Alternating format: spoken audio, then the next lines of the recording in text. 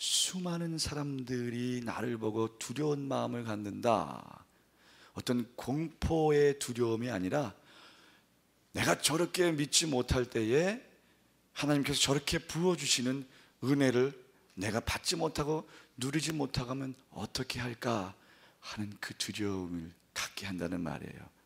아멘. 여러분, 그 두려움을 사람들에게 전달할 수 있는 믿음의 사람들 되시기를 바랍니다. 그러기 위해서 해야 될 게 있어요. 한번 따라합니다. 다윗처럼 부르짖고 기다리자. 다윗처럼 부르짖고 기다릴 때에 내가 여호와를 기다리고 기다렸더니 귀를 기울이사 나의 부르짖음을 들으셨도다.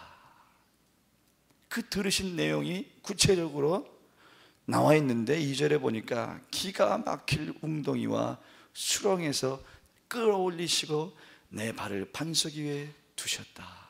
그리고 내 걸음을 견고하게 하셨다. 여러분, 한번 조용히 앉으셔서 여러분의 지나온 삶을 한번 이렇게 돌아보세요. 여러분, 오늘 아침에도 어느 분과 대화하는 가운데 내가 미국 올 때 요만큼 들고 왔는데 그래도 이렇게 내가 나누어 줄 수 있으며 살 수 있다는 것 자체가 정말 크고 놀라운 은혜인 것 같습니다.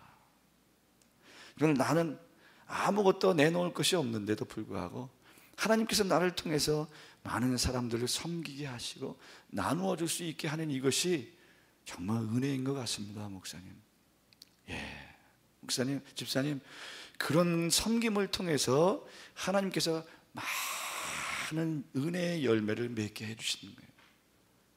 그럼 우리는 좌로나 우로나 치우치지 아니하고 하나님 보면서 달려갈 때에 따라합니다. 그것이 진짜 거인이다. 덩치 큰 것도 거인이지만 눈에 보이는 그런 가식적인 크고 작음보다 보이지 아니하지만 생명을 주관하는 위대하신 하나님이 내 마음속에, 내 가정 속에 있는 사람들이야말로 진정한 위대한 거인인 줄로 믿습니다. 내가 섬기고 있는 교회에 지금 청년부 예배를 담당하고 있습니다. 그런데 난 처음에 몰랐어요. 그래서 시간을 길게 잡고 일일이 조목조목 또 한 번 반복하면서 설명하고 또 설명해야 말씀이 증거되는 줄 알았어요. 조금 하다 보니까 역시 젊은이들은 달라요. 그냥 뭐 하나 탁 얘기하면 그거 탁 캐치해가지고 내가 전한 은혜보다 더 은혜들 받아. 왜 이렇게 썰렁합니까? 무슨 말씀인지 알죠? 열린 젊은이 예배니까 그냥 한 말씀 딱 붙잡고 야, 오늘 말씀 좋았더라, 이런 은혜가 있으시길 바랍니다. 길게 얘기할 것도 없어요. 다윗처럼 부르짖고 기다리는 사람이 거인이라는 말이에요. 다윗처럼 부르짖고 기다리면 반드시 응답 받는다 이 말이에요. 그냥 조그만 거 이루어지는 게 아니라 기가 막힐 웅덩이와 수렁에서 건짐받는다 이 말이에요.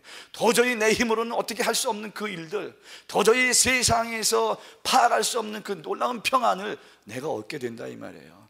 과학과 의학이 발견하지 못해가지고 정말 이제는 내가 더 이상 빠져나갈 구멍이 없구나 하는 그 웅덩이와 수렁에서 올려내실 뿐만 아니라 그 다음에 내 발을 믿음의 반석 위에 견고하게 세워주신다 이 말이에요. 어떻게 할 때에?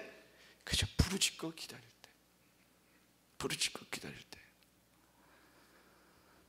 이 동부에는 아주 눈이 많이 옵니다. 그래서 뭐 여러분들에게 말씀드렸지만 저는 눈 치우다가 순교하는 줄 알았어요. 이야, 조금 오면 14인치, 많이 오면 24인치, 30인치. 근데 그거로 그냥 쌓이면 힘드니까 이따가 조금 쌓이면 한 5cm 정도 쌓이면 열심히 퍼내고 또 열심히 퍼내고 한 3-4번을 그렇게 해야 돼요. 그럼 마지막에 밤이 돼서 새벽에 오는 거는 깰 수가 없으니까 아침에 일어나면 그나마 치웠기 때문에 쉬울 정도로 쌓여져요. 그러면 아침에 근데 옆집에는 뭐 잔뜩 쌓여있죠. 야, 저 사람들 어떻게 하려고 저래? 정말 대단하다, 믿음도 좋다. 그럼 마지막 눈을 치웁니다. 그래도 안 나와. 어이구 나 참 희한하네 이 사람들. 그리고 열심히 나는 했어요. 그리고 다 끝나, 아 진짜 눈 때문에 힘들어 못 살겠다. 그런데 어슬렁어슬렁 기어 나오는 거예요. 나 참 저 사람들 지금 어떻게 치우려고 저렇게 많이 쌓이는 거예요. 그랬더니 멈춰가지고 뭐 하나 끌고 나오더니 뻥뻥 뿌랑 하더니 쉐 하더니 기계로 다 치워. 이야 신경질 나대 그거. 기계 있는지 몰랐죠. 나는 잔디 깎는 기계만 있는 줄 알았죠. 그런데 그런 것들을 하면서 느껴지는 게, 야 우리는 약하구나. 비바람이 불어서 나무가, 이따만한 나무가 쓰러져가지고 집을 부시고 차를 망가뜨리고 정전이 돼가지고 밤을 꼬박 전기가 안 들어오는 데서 이렇게 해보니까 실감이 나더라고요. 여기 여러분 불, 지진, 야 저는요 삼전수전 다 겪은 것 같아. 달라스에 살면서 토네이도 겪었죠. LA에 살면서 오자마자 지진 만났죠. 또 동부에 가니까 눈보라 휘날리는 그 새벽에 눈 치워야 되죠. 그러면서 느낀 게, 인간은 한계가 있구나. 우리는 나약할 수밖에 없구나. 사람의 힘으로는 해결할 수 없는 고통과 시련들이 있구나.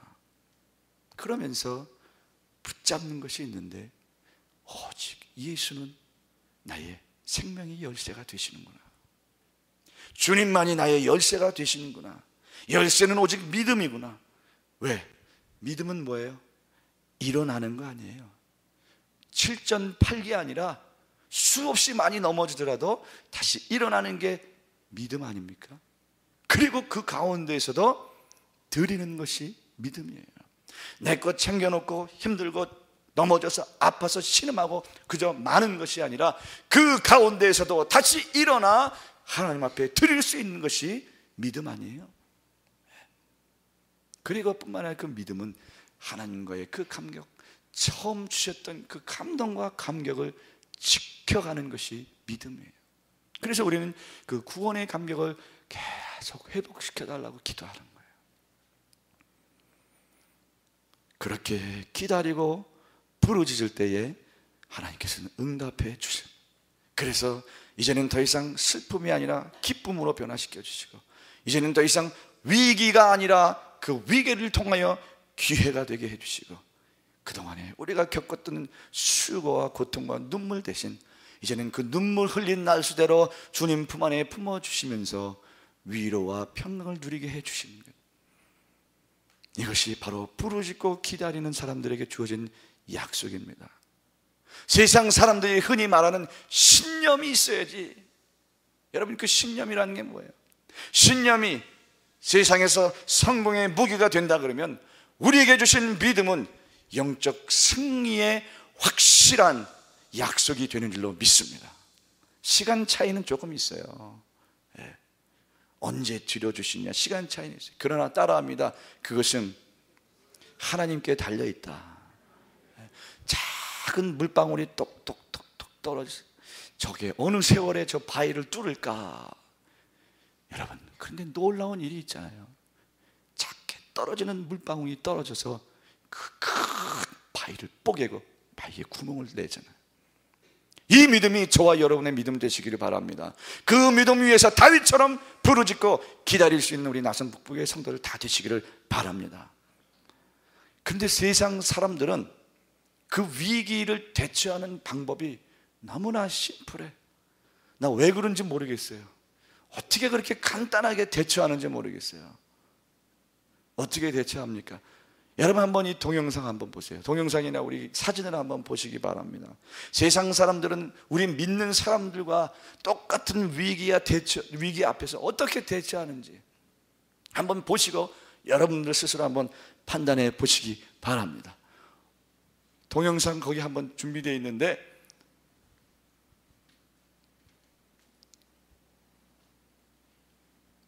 왜 세상 사람들은 이렇게 대처해요?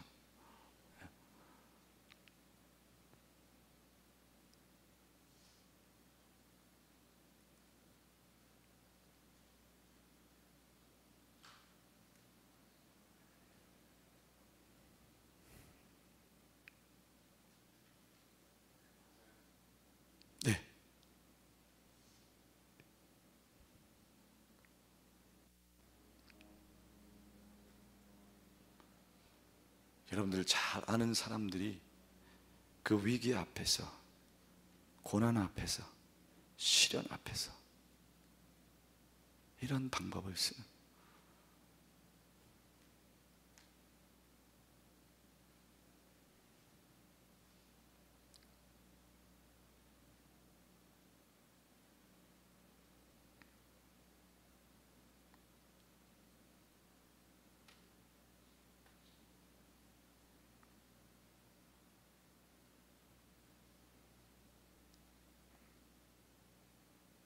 여러분 잘 아시는 지선아 사랑의 작가, 어저께 우리 동영상으로 본 두 팔 두 다리가 없는 선천성 장애 닉 부이치치,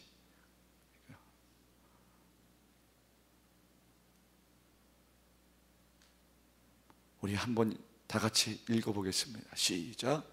내가 여호와를 기다리고 기다렸다. 귀를 기울이사 나의 부르짐을 들으셨도다. 나를 기가 막힌 웅덩이와 수렁에서.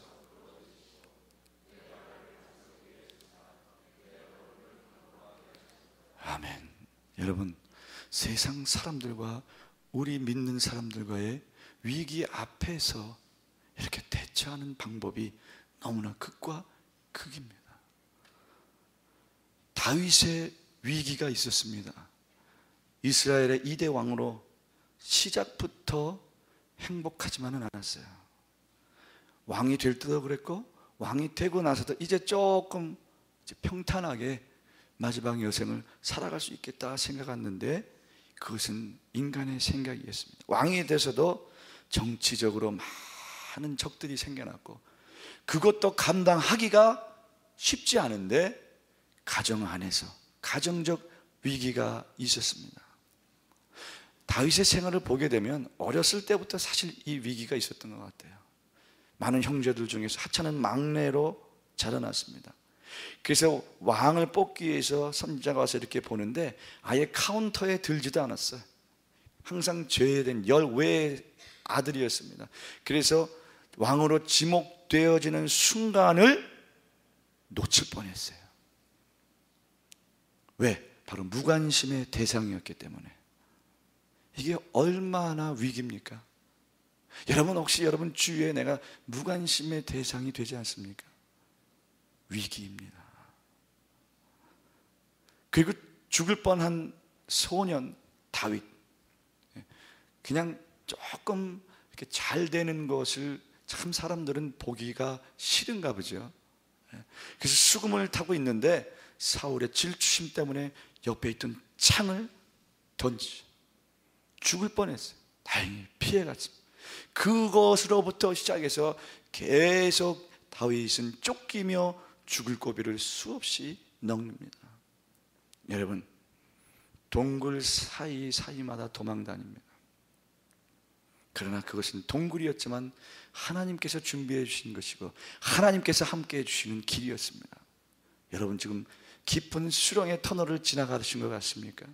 정말 깜깜한 위기에 있다고 생각되시는 그런 환경에 놓여져 있습니까?